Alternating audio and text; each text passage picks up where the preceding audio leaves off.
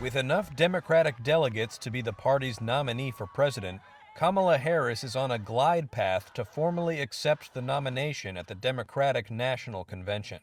All eyes are now on Chicago, where the nominating event begins August 19th. It looks to me actually like the process is already over. And political science professor John Mark Hansen of the University of Chicago said it is highly unlikely anyone but Harris will be the nominee. She's already locked it up because everybody who might have been a formidable challenger to her has now endorsed her. So it's hard to see that there's anyone who would really contest it, and hard to see that anyone would really want to wade into it and just create all kinds of problems for the party.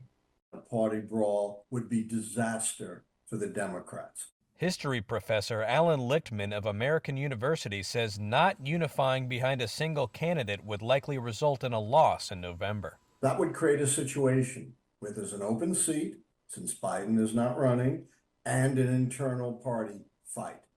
Under those conditions, since 1900, the White House party has never, I repeat, never been reelected. In effect, that would recreate exactly the same conditions under which Donald Trump was elected in the first place. The timing is very tight. Dr. Mina Bose, the executive dean for public policy at Hofstra University, says there simply isn't enough time for Democrats to entertain another option.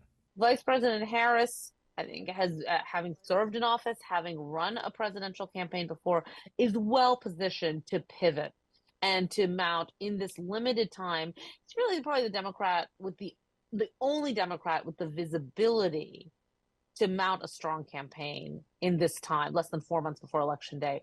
The ball is rolling. Reuters White House correspondent Jeff Mason says delegates could still technically shift their support to another candidate, but nobody else is stepping up.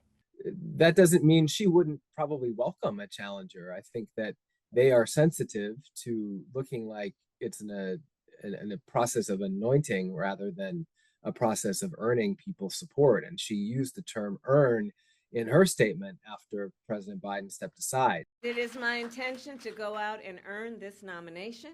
There aren't challengers coming forward to go against Kamala Harris, in part because they just want to have a name, have somebody at the top. She's the natural successor to Joe Biden, and get moving and start working on that race against Donald Trump.